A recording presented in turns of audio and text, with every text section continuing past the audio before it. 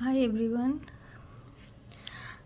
आज मैं स्टार्ट करती हूँ केमिकल काइनेटिक्स का सेकेंड पार्ट रहेगा। पार्ट 1 मैं अपलोड कर दी, उसमें 4 क्वेश्चन थे। इसमें मैं 3 क्वेश्चन ही देखती हूँ कि छोटा ही वीडियो रहेगा। स्टार्ट करती हूँ क्वेश्चन नंबर फर्स्ट से। The study of reaction kinetics is called.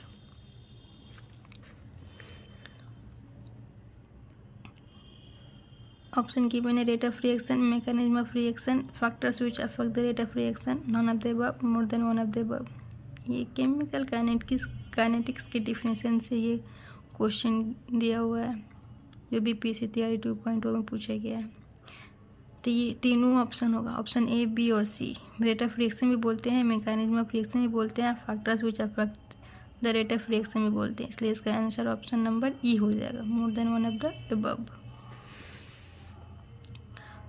Second question, and the reaction rate constant can be defined as the rate of reaction when each reactant's concentration is. Option given is 0, unity, double the initial concentration, none of the above।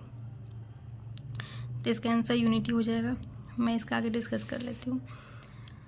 Which of the following is the right temperature coefficient expression? देखिए ये भी previous year question में आया हुआ है। Option दिया हुआ N equal to rate constant at T plus 10 degree, N equal to rate constant at T plus 20 degree, N equal to rate constant at T plus 30 degree, none of the above. इसका right answer option A हो जाएगा, T plus 10 degree होता है। तो मैं question के basis पे ही इसको डिस्कस कर लेती हूँ। तो जो पॉइंट है केमिकल काइनेटिक्स। केमिकल मीन्स क्या होता है रिएक्शन, काइनेटिक्स मतलब क्या होता है मोशन और रेट होता है। अब केमिकल काइनेटिक्स किसको बोलते हैं? The branch of chemistry in which we study about rate of reaction, mechanism of reaction, the factors which affect the rate of reaction is called chemical kinetics. देखिए option ये तीनों given था question number 1 में, rate of reaction, mechanism of reaction, factors which affect the rate of reaction. ठीक है, factors affecting, कौन कौन factor affect करते हैं देख लेते हैं। कैटलिस्ट, टेम्परेचर, एंजाइम, प्रेशर, ये सारे अफेक्ट करते हैं। इसको भी याद कर लेना है, क्या पता नेक्स्ट इससे क्वेश्चन बन जाए। Generally in any chemical reaction the concentration of reactants decreases and the concentration of product increases with increase in time of reaction. मतलब रिएक्टेंट का कंसंट्रेशन टाइम के साथ क्या होता है, डिक्रीज करता है, वही प्रोडक्ट का कंसंट्रेशन टाइम के साथ इंक्रीज करता है। यही बोला, इतनी जनरली है। केमिस्ट्री में जब बहुत सारे कुछ एक्सेप्शन भी होते हैं ना, इसलिए जनरली लिखा गया। Rate of reaction equal to change in concentration of reactant or product with change in time. Rate of reaction हमको प्रोडक्ट के टर्म में लिखना हो तो कैसे लिखेंगे, increase in concentration of product with change in time. या इसको ऐसे भी लेकिन प्रोडक्ट में हमेशा साइन किसका होता है, पॉजिटिव का होता है। इसको ऐसे भी लिख सकते हैं, concentration of P2 minus concentration of P1 बटा T2 माइनस T1, या del P by del T या DP बाई DT। लेकिन ये पॉजिटिव का साइन होता है प्रोडक्ट के टर्म में। जैसे वही हमको कंसंट्रेशन के टर्म में रेट ऑफ रिएक्शन लिखना हो तो कैसे लिखेंगे, decrease in concentration of reactant with change in time. मैं लिख देती हूँ रिएक्टेंट के टर्म में, मान लेते हैं प्रोडक्ट के टर्म में।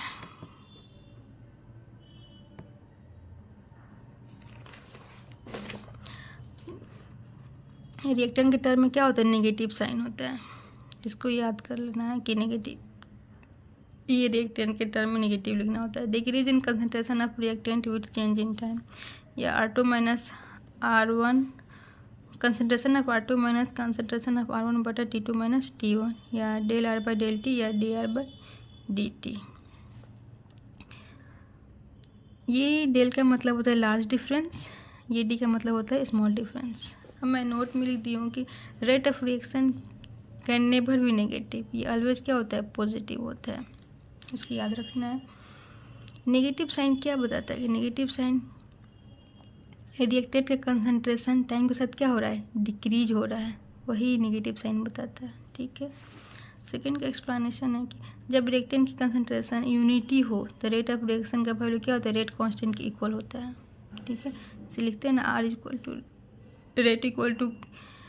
Rate constant into concentration of A के power A into concentration of B के पावर बी। इन जनरल हम लिख लेते हैं। तो अगर concentration of A equal to 1 and concentration of B equal to 1 लेते हैं, 1 का मतलब यूनिट ले लेते हैं, तो रेट क्या होता है, रेट कांस्टेंट के बराबर हो जाता है, इसलिए उसका आंसर यूनिट ही हो जाएगा। थर्ड का एक्सप्लेनेशन देख लेती हूँ। और टेम्परेचर कोफिशिएंट के बारे में पूछा हुआ है, तो हम टेम्परेचर के बारे में कुछ जान लेते हैं। Temperature has a very significant effect on the rate of chemical reaction. इसका बहुत ही इम्पोर्टेंट इफेक्ट पड़ता है केमिकल रिएक्शन में टेम्परेचर का। अगर हम टेम्परेचर बढ़ाते हैं तो क्या होता है, केमिकल रिएक्शन इंक्रीज करता है। ठीक है, सेकेंड है when temperature increase 10 degree Celsius reaction rate becomes double. इसको स्टार लगाती हूँ कि इसको याद रखना है।